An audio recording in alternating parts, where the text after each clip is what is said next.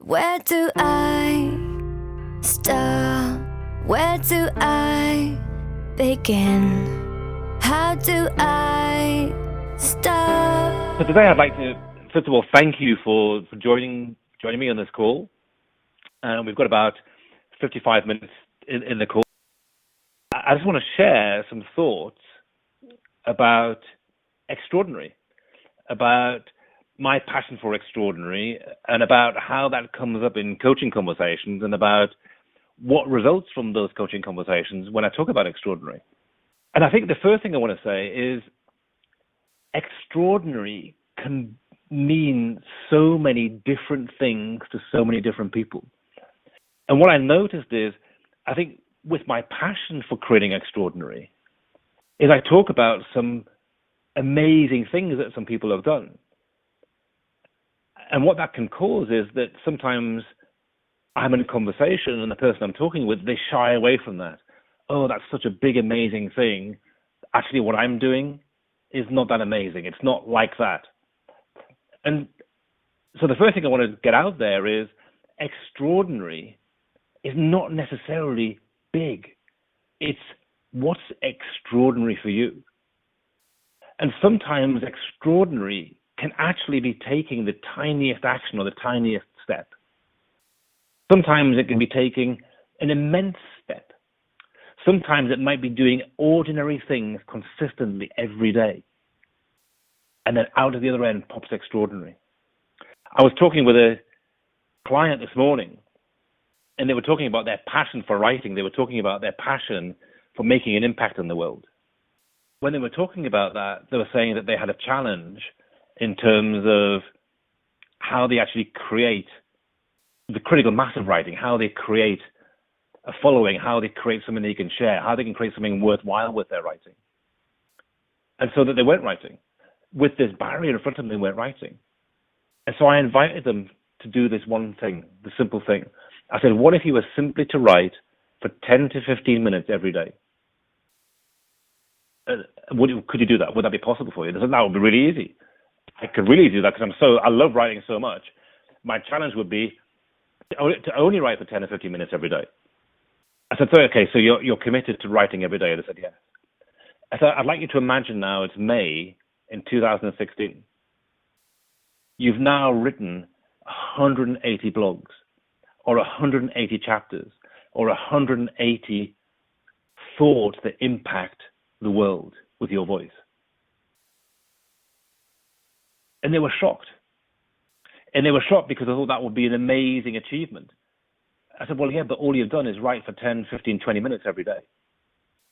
And so sometimes the extraordinary comes from doing simple things every day. So I want to share 2 or 3 stories about extraordinary. And then if someone's open to diving in, I'd love to explore what extraordinary means to you. So I'm thankful that Anne Skinner's on the call today. I let her know I was going to share this story, that I had a coaching event last year. And it was actually the first time I had met Anne. And she came along. She bravely traveled from the southwest of England to the north of England to spend the weekend. And on the first day, I invited everybody to participate in a challenge. What Anne chose to do was to go out into the street, and she came across a homeless man. And she spoke with this man and created a connection with him and talked to him about him being homeless. And if I remember the story correctly, that he had been on the street since the spring. He'd come to be on the street because he'd become addicted to alcohol and had lost his way a little bit. He ended up on the street and was now getting fearful. It was September. He was fearful the winter was coming, and he didn't have the street nous. He didn't know how he would survive the winter, especially if it was cold and wet. And this was coming up for him. And Anne went further than having a conversation with him. She took him for something to eat. And as that unfolded, they had a conversation about what he could do. And I remember this key point came up in the conversation. He talked about having brothers and sisters. And Anne asked him, if you were in your house and your brother was on the street and he didn't contact you for help, How would that make you feel? He said, I'd be really angry. I'd really want to help him. And then he realized he hadn't reached out for help because he was ashamed of the situation. He hadn't reached out for help. And in that moment, he realized it was possible to reach out for help. To me, that's extraordinary. I remember being deeply moved when Anne shared that a year ago. And I still remember the story vividly. And I still remember the energy that it brought up in the room. Very powerful. I was recently working with a client, and we were exploring what extraordinary meant for her. And she talked about coming across a number of situations recently that were close to her where people were struggling to get into a house. And the more she explored that, the more she realized that structurally in the UK, if you don't have a house, it can be incredibly difficult to get into a house. That to get housing benefit, you need a reference, you need a job, you need an income, you need various things to be able to get into a house.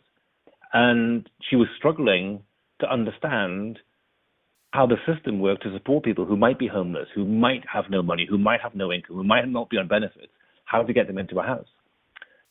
And I don't know if you know this, but in the UK, there are 640,000 empty houses. And I don't know how many homeless people there are or people who struggled with housing, but it's probably in excess of 1 million people. And so there seems like an equation here, which is how do we get those people who are struggling to find housing, who are sleeping on friends' floors, who are homeless, who are on the street, who are moving from place to place, how do we get them into these houses? How do we create homes for them? And she's deeply passionate about that. A month after having this idea of impacting the lives of 1 million homeless people, and 1 million is like a random but important large number, she came back to me and said, I've been doing some research. Sorry, I'm just pausing slightly because I'm noticing that a number of people can't quite connect with the call today, and I'm being a little distracted by that. So I'm just want to let you know that that was distracting me from being present. So let me come back to that story, that she had this idea of homing, finding homes, not just houses, but finding homes for 1 million people. Somewhere, not just a shelter, but actually somewhere they could call home. And I didn't see her for a month. And she came to me and said, I've gone off to do the research you suggested. I've gone off to find out what it's like to be homeless. I've gone off to start to understand what are the structural challenges in the system. And she said, I met a homeless man. And we started a conversation. And through a series of conversations, after 3 weeks, he's actually moving into his very first house. And we're going through the process of getting his housing benefit paid to get him off the street so he can find somewhere to live, so he can then start to look for a job. To me, that was truly extraordinary. Because when we talk about the big dreams, the big visions of finding homes for 1 million people, it's kind of abstract. It's big and it's exciting, and it's also kind of abstract. That when you make it real by meeting one person and within 3 weeks finding them their first house, their first place they can begin to call home, to me that's truly extraordinary. I give an example at a different end of the scale. I was working with a potential client, and we'd met each other because I was speaking at an event about going to Africa, about the experiences I had in Africa when I went to Liberia. And he works in West Africa. He's European, but he has connections in West Africa. And he came to me and said, I was really moved by your story. And I've just been to Sierra Leone. And if you remember last year, Sierra Leone and Liberia were the center of the Ebola crisis. And we'd both just been at the start of the crisis. And he was saying, I've just been out there and I can't go back there for the moment. And, I'm really upset about what's going on out there. And I was moved by your story. And we had some common business connections. And it never occurred to me that he was a potential coaching client. 6 months later, I met him again in London. And he asked me how coaching was going. And he said, I don't really understand what coaching is, but I'm glad it's going well for you. I said, well, coaching to me is something really simple. I said, if we were to find some time together, if we were to have a conversation, what I'd want to know is what would make that conversation so extraordinary you'd never forget it. That sounds interesting. And he went on his way. A few days later, I emailed him. And I said to him at the end of that email, would he be open to investing 2 hours to explore what would be extraordinary for him? Something that was so extraordinary, he would never forget it for the rest of his life. He wrote back to me and said, I'll be available 24 hours a day, 7 days a week to be on that call. And 3 weeks later, we had that call. This is a man who has, through his own vision, through his own work, come from nothing and become incredibly wealthy in a relatively short space of time. There's nothing that he wants for. And he came on the call, and I'm not going to go into all the details, but he came on the call and started describing parts of his life. He said, since you asked me that question, I haven't been able to sleep. I think about this in my life. I think about my businesses. I think about the things I own. I think about my houses. I think about the travel I do. None of it's extraordinary for me. And so we started to dive deeper. I talked about the difference between being successful and being ultra successful. And success is not necessarily about making money. It's about impact. It's about achieving your vision. It's about doing what really juices you. But the distinction I made was people who are successful will do things and make sure that what they do is at least a 9 out of 10. People who live kind of ordinary lives, who aren't conscious, who aren't aware, who aren't making powerful choices, they'll do things that are a 4, 5, or a 6 out of 10. They'll tolerate things. Yeah, this job's okay, but it pays the bills. Yeah, this house is okay, but it's a roof on my head. People who are successful will do things because they excite them, they're passionate about them. Things that are 9 out of 10. People who are very successful will only do things that are a 9.9 out of 10 or more. And I think here's the distinction. People who truly, deeply live in their passion, who truly live extraordinary lives, are people that will not accept anything that is less than a 10 out of 10. And I shared this with this guy. And he said, you know what? I don't know what's a 10 for me. I can think of some things I could make a 10. I said, well, they're not a 10 for you if you have to make them a 10. What is truly a 10 for you? And he thought quietly for a while. He said, you know what? I know what it is.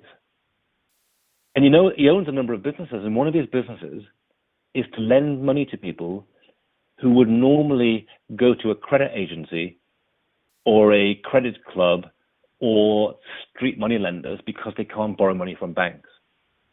And so the normal sources of finance are people who charge extortionate interest rates. He said, what I do is I lend them money because they're good people and maybe they just haven't had an opportunity yet. They're good people who just haven't had a chance yet. And I give them mortgages. I lend them money for their businesses. I give them a chance to get a foothold because no one else is giving them a chance. That's a 10 for me. And he does this in his own country, in Europe, and he does it in Africa. He said, that's a 10 for me. That's what I want to do. And in the middle of this very first call, we're probably an hour into the call, he suddenly said to me, he said, you know what? I'm going to sell my business. And again, not going into details, this was his core business. This was the business that had made him wealthy. He said, I'm going to sell that business. And you know, even as someone who regards myself as a powerful coach, I like to think I'm an extraordinary coach, a powerful coach. The truth is that in that moment, I felt pretty nervous that we were having this conversation for the very first time, and he's talking about making a potentially life-changing decision. And so I kind of backed off a little bit. I said, is that something that you're going to plan for this year? Is it this quarter? You know, how does that fit with your plan? He said, no, I'm doing it now. I'm going to do it now because it's not a 10 for me. And if I do that, it frees up 2 days a week. I can now work on this project that's a 10 for me. That's what I'm going to focus on. That's my passion. And so to me, that was extraordinary. And it's not about the scale of what he's doing. It's about the decisiveness. It's about his ability to choose and realize this is not a 10 for me, and this is, so I'm going to make a decision right now in this moment to make a difference.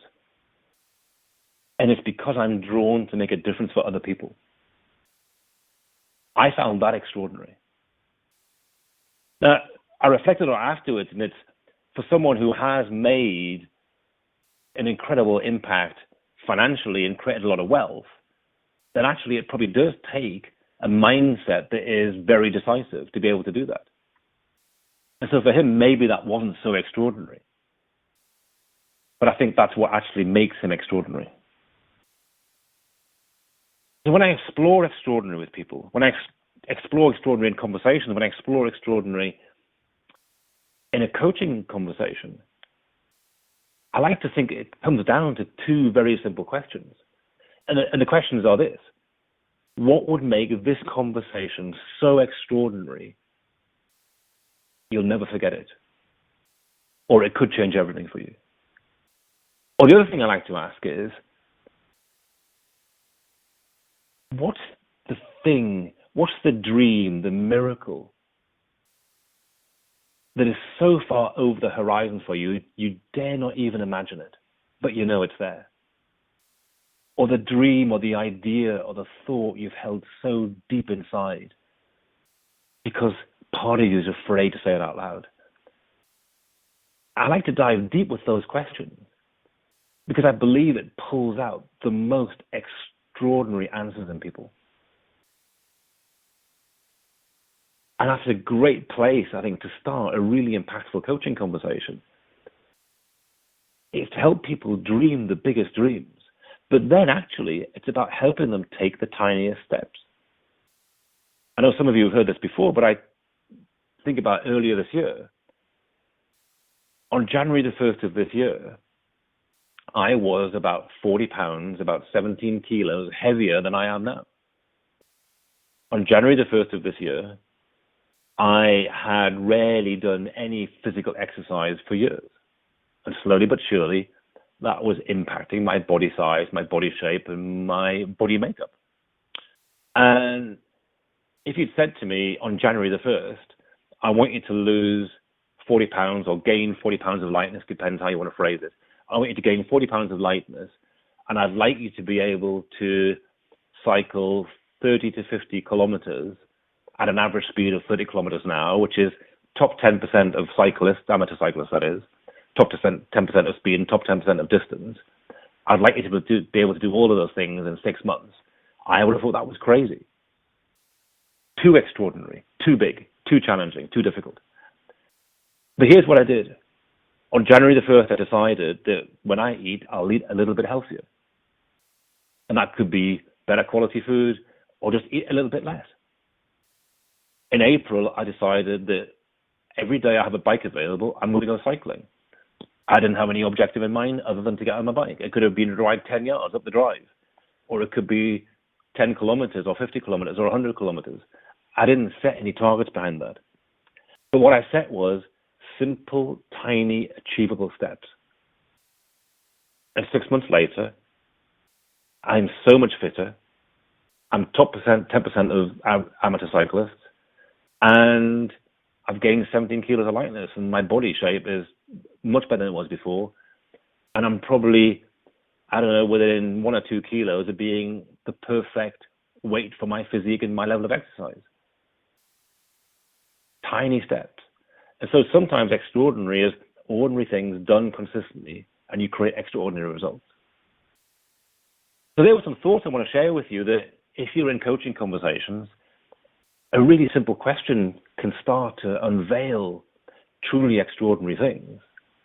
And then maybe once that's done, our job as a coach is to help the person in front of us see how they can take sometimes the tiniest actions every day to move them towards that amazing goal.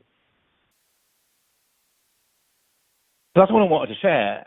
And what I'm open to now is if someone would like to dive deep, if someone would like to explore what extraordinary is for them.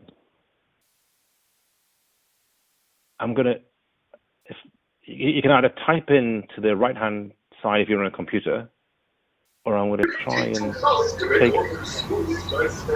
Everybody is off mute. If someone would like, if someone is open to some live coaching, then shout out, and I'll try and work out who it is.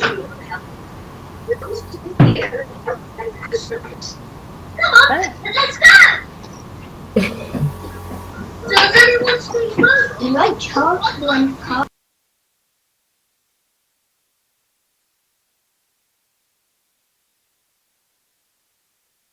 So I'm curious that no one was shouting out or typing into the right-hand side. I'm wondering if I'm going to be brave now if I, Anne Skinner, and Jacob was and is still, well, let me see. Jacob, can you speak? No, still not coming through. We'll work it out. Let's get on the call tomorrow, Jacob. We'll work on it. David, it's Rex here. Can you hear me? Oh, I can. And Rex, yeah, I'm going to say... Did you hear that? Yeah, I'm going to say a number of people had jumped into you on the computer screen before you, so I'll come to you. Saying... Yeah, sure. I'll come to you in a moment, Rex. Sure. If you take me on mute, that's fine. Thank you.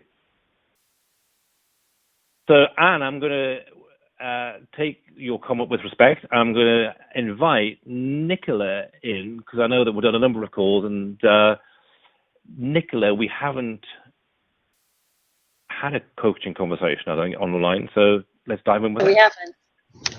Hi there. Hello. Thank you. How are you? Great. I'm great, thank you. You? I'm fabulous, thank you. I'm fabulous. So, you know the drill here. It's going to be very simple. If we were to speak for the next 10, 15 minutes, what would make that extraordinary for you? What would make the conversation extraordinary? It's to feel that I can achieve my dream. That it can become reality for me. Would you like to share what your dream is? Well, I kind of have two big dreams, and one is to be in a beautiful relationship with a man, and the other one is to co-create a co-housing community. So it's like an eco village.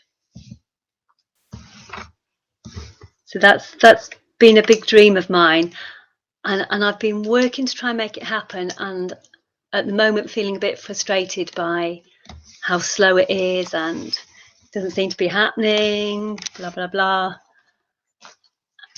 But I'm still with it, but I've kind of lost the oomph in it. So what's the thought behind creating an eco village? The thought is that we can all live together much more sanely, much more connected, more in connection, and it's also an environmental thing. So there's less impact on the world. But yeah, we're living more sanely and cleanly and happily. And I'm curious. So if that's a lifestyle that you're passionate about, yeah. What's the relationship between? So I'm guessing you live somewhere now. What's the relationship between that and then doing it in the village? What's the difference? You're kind of, it's like an eco village. So you build the houses. You have a common house, and then you build separate dwellings around it. So it's like in a village formation. So so that you're kind of you're connected. Well, you sign up, to be working as a cooperative, I suppose. So you share resources, you look out for each other. You share cars. You have meals together. You plan events. You're part of your community. So I guess it's to reduce isolation. So sort of today's society is very individualistic, so it makes it less so. And is that something that exists in the UK? There are a few, yes. There's only about 3 or 4 that are up and existing, so it's a very new thing. And that's kind of the hard thing. I'm connected with people who want to do the similar thing. It's kind of like we're having to invent stuff all the time, you know. At the moment it feels like a bit of a treacle thing, you know, like, oh God, there's so much. Which country is Lalamania? Sorry, someone came off mute there. And have you spent, if there are others in the UK, have you spent time on them? Yes. There's one in Leeds, actually. Oh, fantastic. Yeah. Yes, a lilac. So I've spent time there and talked to people that set it up and attended open days.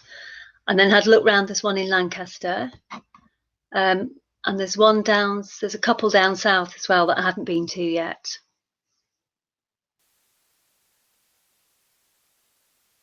So you talked about having 2 big dreams. Mm-hmm. So I'm curious,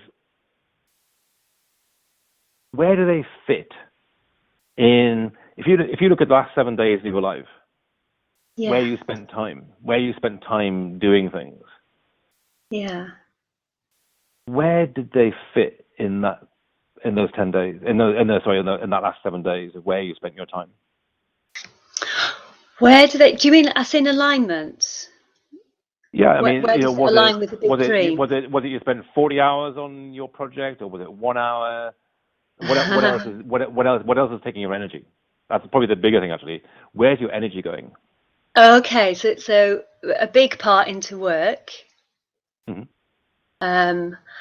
And into social. So I've been connecting with others who are connected to co-housing. So I've been to a social event with them. Yeah. And done a little reading on it. And then I've been out walking and playing badminton and doing other things that aren't connected. But they kind of are, because they're community as well. They're about building community and relationships. There is a connection, but it hasn't been directly working on it, I suppose. So I suppose it's what you're getting at. I've kind of done a minimal amount of my time on this project. Well, I'm just wondering, so creating community feels like it's important to you. So if you take badminton as an example. Yeah. Is badminton, out of 10, what would that be for you? Is that a 10 or is that a 9? Is it a 7? What is that for you? I think what I really want to do it. It's probably about a 6.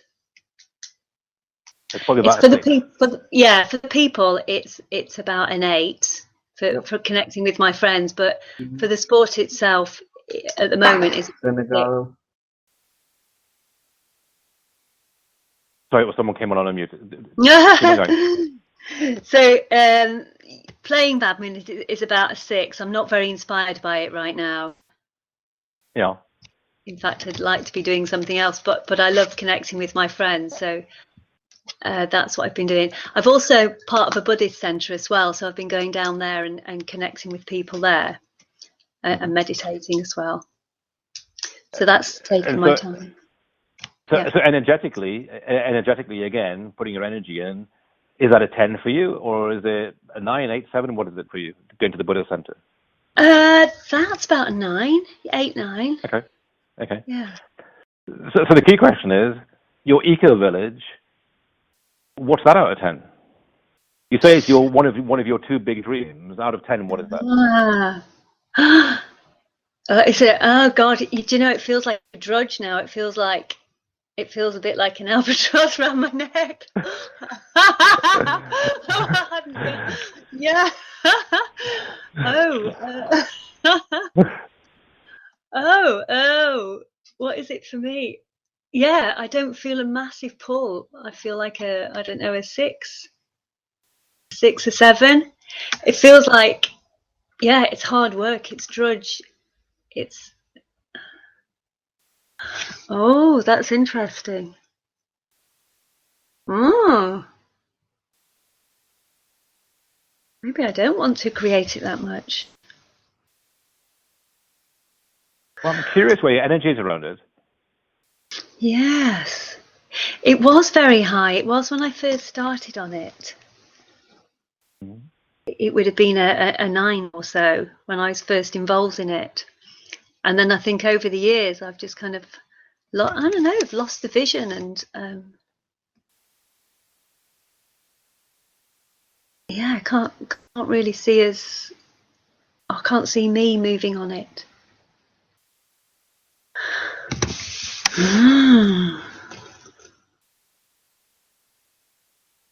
Well, that's really interesting. And I think almost it's felt like something I have to do now. I have to complete on it.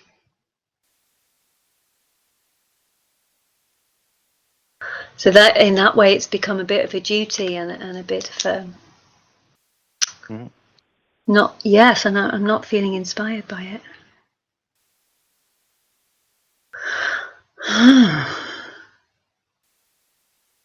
What are you noticing in your body now? What are you noticing in your energy? It's kind of an anxiety. It's an anxiety in my upper body, and my throat feels a bit closed. But there's also kind of an excitement. There's kind of energy and movement because it's kind of shifting ideas, like kind of questioning what really do I want. I would like to move into a ready-made co-housing community, so I don't want to do all the hard work on it. Is that possible? Well, I suppose there are others that are up and running. There isn't one in Sheffield at the moment, but there might be something akin to that. Something that's where people are living in community, but it isn't a co-housing per se, or living more ecologically. Oh, are you there? Yes, I'm here. Oh, my screen's just gone off. So as you describe that, what are you noticing about your energy now? It's higher. It's much higher. I feel less burdened by it. Those questions sort of opened me up to kind of question what it is I really want, and where do I want to put my energy. Oh, and I could free myself, couldn't I? Because I feel burdened by it.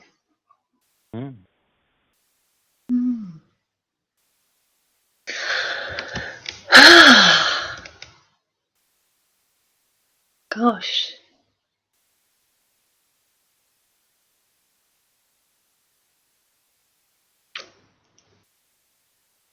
And I think maybe I'll apply those same questions for my relationship. Yeah. Yeah. And if I was, David, what was the question I would ask myself about it? Well, here's what I would suggest. I would suggest that, take a piece of paper, and this is, I think it's one of the simplest tools and one of the most powerful tools in coaching. Is take a piece of paper and draw a line down the middle, and so you've got two columns. On the right-hand column, you've got a plus sign. On the left-hand column, you've got a negative sign. Yeah. And so start off by saying, these are all the things in my life that energize me, that bring energy to me. So that might be looking for a partner, or thinking about eco-housing, or playing badminton, or walking the dog, or whatever it is. Yeah. Those things are in the plus, things that energize you in the plus column. And then think about all the things that deplete your energy. For me, it's doing my tax return. I'm not excited about my tax return. Yeah. There's a list of things: negative people, mood hoovers. There's some things in the left-hand column that fill that out too. And so a great game to play now is, how do I mitigate and delete the things in the left-hand column? And then the things in the right-hand column, it's how do I get more of that? But not all of them. It's actually, if there's 10 things in there, what are the 3 or 4 that really matter to me? In the plus column. Yeah. Yeah. Yeah. So what's my top priorities in that? As in, Yeah. where do I want to direct my energy? Yeah. Yeah, what's most important? Okay, I will try that one.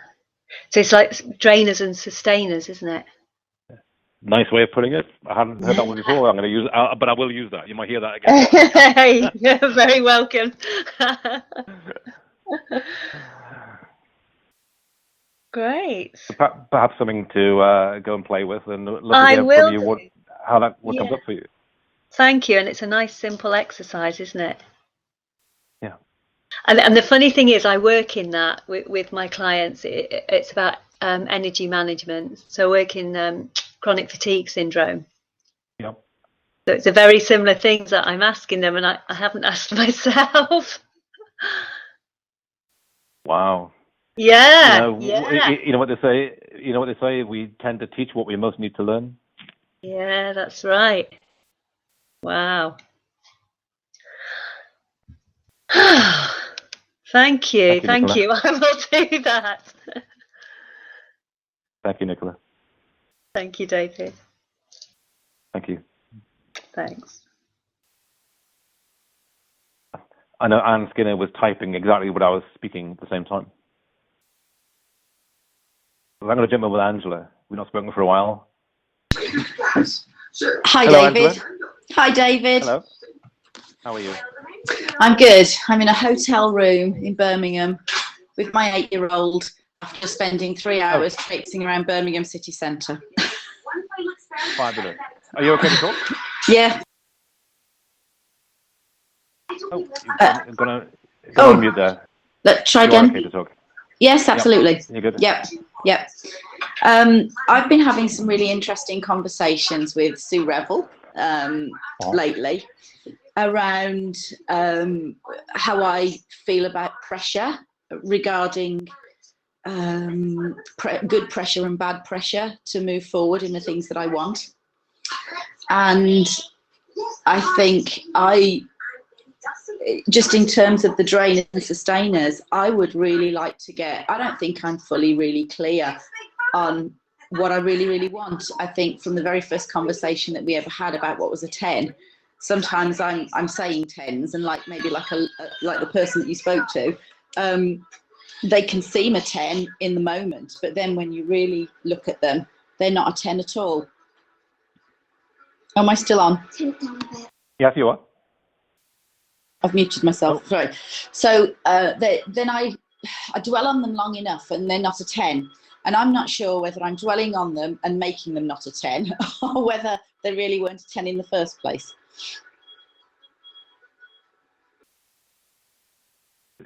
So can you give an example of something that's a 10 in the moment? A 10 at the moment is... Or in the moment, I think you said. Okay, in the moment. When I was listening to the last caller and things that you'd said, the first thing that came up to me about what would be a real miracle, a real dream, that's the only thing that I can think of that's actually been really deeply held on the inside of me, probably for as long as I can remember, is writing, authoring, and possibly singing again in opera. And I'm not sure whether I'm certainly with the writing. I could probably say that was a 10, but I'm not making it a 10, and I'm not making that much room for it in my life. In terms of performing. Oh, you're going to mute again. Oh, should I try again? Yep. You're back. Yeah. Back. I'm not sure whether performing again is a wistful remembrance or whether it's really a 10. And if the first thing that came to me was authoring books, and if that's such a long held thing, and it's probably the only thing I could say the only way I can identify that is from that statement. What is it that you've held on to so long that you haven't materialized yet? Which is probably authoring books and writing. There's nothing else so far, other than maybe going to Barbados or something that I haven't materialized, or that I didn't feel as if I could, but that seems to be a real resistor to me.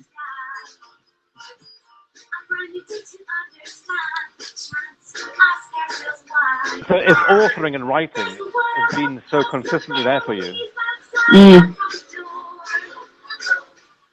what if you did start writing? By the way, the TV in the background is very loud. Sorry, let me just turn that down. Ella, can you grab me the mic? Turn it down, darling. Thank you, sweetie. Well done. If I did it, I think it's sometimes a simple... Angela, unfortunately, it's still really loud. Yeah, I'll do something about that right now.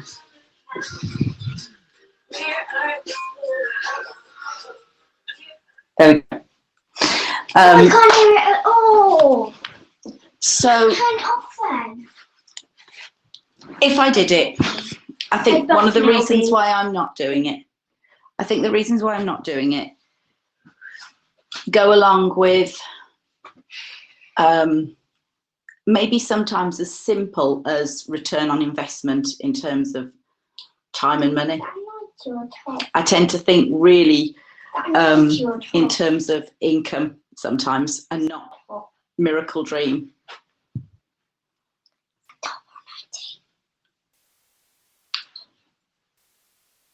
That'd be the truth.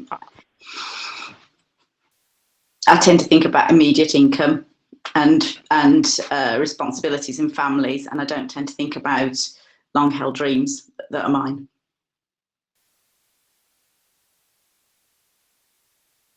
So I tuck it away.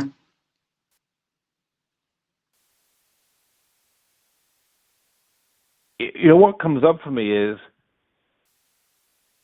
it's not an instant answer for you, Angela. No. It's something that would take time, but something that I think might be interesting for you to create awareness of. It's what I call the 168 challenge, which is I'm wondering where you're spending your time. Because I know you've got your daughter, I know you've got family, I know you've got responsibilities, I know you need to make money. All of those things are true. Mm-hmm. And yet, I also think we have 24 hours in the day. And I wonder how we utilize those 24 hours. You know, it's like another version of where do we spend our energy. And is it possible that if you were to analyze how you, or just to record how you use your time over a week, which is why there's 168 hours in a week, how you use all that time, and whether you could choose to say, actually, I could take 2 hours just to write. I could, but I don't. I absolutely could. It's absolutely there. So you already know you could create that time? Yeah. I could create that time, but I don't.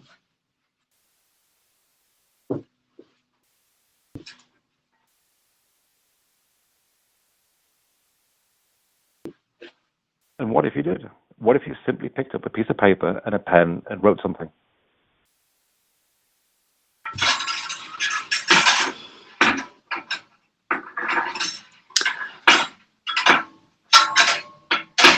I think it wouldn't be finished straight away, and I would have to take a longer period of time to do it.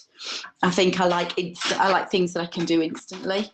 I can create and bang things out instantly, but for what I want to do, it's not instant, and I sometimes can lose the motivation or the impetus, a little bit like the lady before.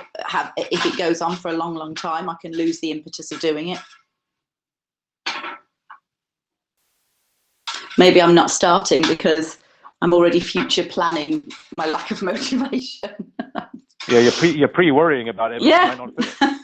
Maybe so, or that it'd be rubbish, or that it wouldn't do what I wanted it to do, or it wouldn't impact in the way that I wanted it to impact. Maybe it's as simple as that. And you know what? All of that might be true. Mm. And I think there's only one way you're going to find out. Is to do it. Yeah. It doesn't feel as sexy in the moment. I've done it. I created it about 2 weeks ago. I created a 2-hour slot, and I went out and I started writing. And I was totally immersed in the writing, and I loved it. And I didn't want to stop. I wanted to keep writing. In fact, I think my biggest dream is not the actual writing itself, but the actual ability to actually write probably for 6 hours a day, because I could probably do that quite easily. I could probably write for 2 hours, take a break, and go back for another 4. I think probably, if I was to really say what my miracle is, my real miracle would be to probably create the ability to actually spend all my day writing. And that's an interesting thought. So is it possible that the fear of starting is that there won't be enough time to do it? Yeah, maybe so. That it just won't, it'll get finished, or it won't be. It's not even about perfectionism. It's more about it won't say what I want to say, or I won't be able to convey it onto paper. Sometimes almost the dream feels sexier than the reality of doing it, and actually crafting those words and crafting what you want to say around it. Maybe it is a little bit of perfectionism in them, not sure. So when you sat down 2 weeks ago and you created some time to write, what energy did that bring to you? What came up for you? Super focused. I mean, as focused as when I'm preparing for a stage performance or something. Just so focused that I wouldn't have even noticed there was a fire in the building. Just totally zoned in, completely time standstill. And I think and then it goes way too quickly than I'd actually like it to. Because when I focus, literally, I could be there for hours. And I like that. I really like that place of total focus, and not much gives me that place of total focus.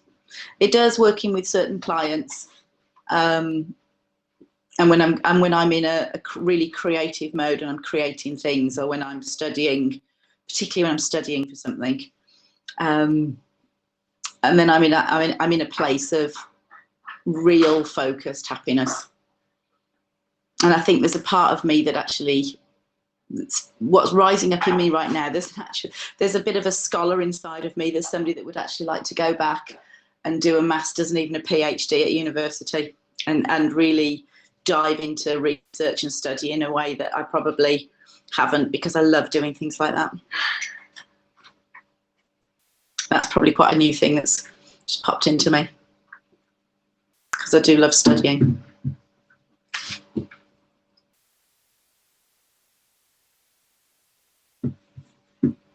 So a couple of thoughts come up for me.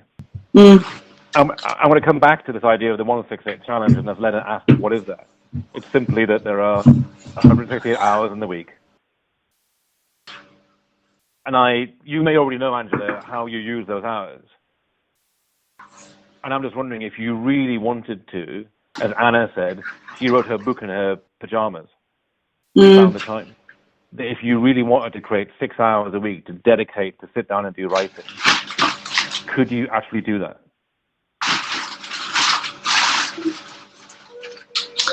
Probably not 6 hours at the moment. Not fully. Maybe. I don't think I could free up that much time yet. I think there's I think I could work on creating that much time. The biggest pull that I suddenly see coming straight in me is the difference between what energizes me and what doesn't. I think what energizes me is to almost take myself off into a really lonely place, completely focus without anybody else, and create these kind of experiences for myself, and create that kind of work. I like, and I need quite a lot of solitude to do that, and balancing that with the demands of running a family, and being the main breadwinner and holding my mum. I hit a big guilt wall, so I don't do what juices me, and I go towards guilt.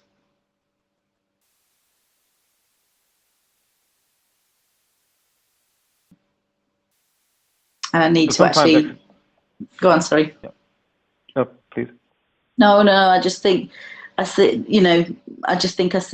a guilt trip going on in me. I just see a guilt trip going on, that if I'm doing things in that way or creating that time for myself, then I'm taking it away from the family. I don't see it as a joint thing. So I think there's a guilt trip in it. When you do that, when you find that solitude in that place, when you leave that, are you more energized or less energized? Hugely more energized. So if you're It's hugely more energized, is that something you can take back to your family? Yeah, absolutely. Absolutely. You know, I'm kind of reminded of the advice you get when you get on an aeroplane. Put your own gas mask on first. Put your own oxygen mask on first. Which I haven't done, which I don't do. I put myself last hugely. I sort everybody else out, and then just hope that there's some time for me. But what I suddenly realise is that there's an ever increasing demand from everybody else, and life, it's, you know, life, clients, parents, family, and I'm waiting for this imaginary day where I'll suddenly have time for me. It's now. It is now. Because you can choose. Which is, interestingly so, I think, you know, by default I'm choosing it, even though I'm in not quite as easy circumstances as I would prefer to be. I'm not in total solitude. I'm not in that place. But I chose to be on the call. I chose to put me first for an hour. Yeah.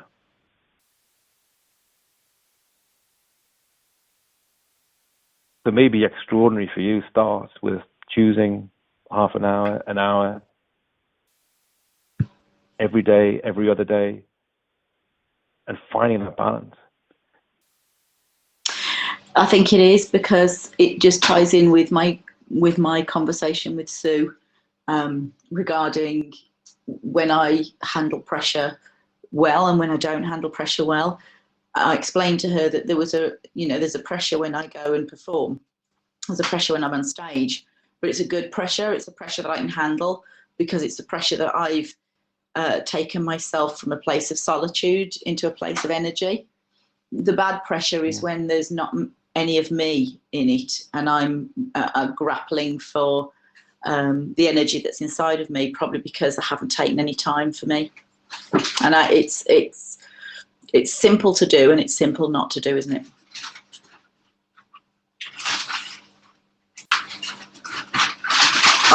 I have just really resisted putting me first, and I'm looking at it, and I'm looking completely that is the next decision. The decision is made, a bit like your Diamond Man, because if I make that decision right now in the moment, and I just follow through on that,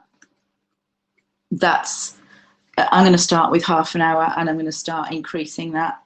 I'm not going to start with something overwhelming that I can't do. I'm going to start with half an hour and then an hour, and I'm just going to let the guilt pass. Yeah. Decision made. I'm smiling. No, decision made. I've gone around this mountain lots of times about people, you know, put your own gas mask on first, and I haven't done it because I've thought that there was another way, and there is no other way. They obviously tell you in the plane for a reason, even if you don't agree with the reason. They obviously tell you for a reason, and if I don't do it, then I'm no further forward. Thank you. Thank you, Angela. That's beautiful. Thank you. I'd love to hear what comes up for you as you start to practice. I'll let you know. Turning pro.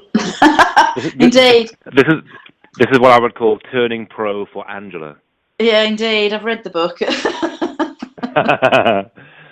For those of you, by the way, who don't know what that book is, it's The War of Art by Stephen Pressfield. It's about how much resistance we create in our lives and how it's simply a choice to turn pro and let it all go. So thank you so much, Angela. Thank you. For letting us turn the television down. Yeah, she's moaned, but she's coped. Thank you. Thank you. Thank you. Thank you. that brings us to the top of the hour. I'd like to say a big thank you to everybody who's come on the call and invested an hour in this today. It's been an honor to be on the call with you. I'd like to particularly thank Nicola for playing and Angela for playing. I don't know, one or two of you jumped in and asked if you could play too. And I invite you to come along next time and we can play then, or I'm sure I'll be connecting with you offline as well, with your people that I know well. So thank you again, and I really look forward to connecting with you next time and invite you to create an amazing day. Thank you very much, everybody, and I will speak to you all very soon. Thank you. Bye-bye. Bye. Thanks, David. Bye-bye. Thanks, David. Bye-bye, That was everybody. great. Bye, everyone. Bye, everyone. Bye, everyone. Bye. Thank you.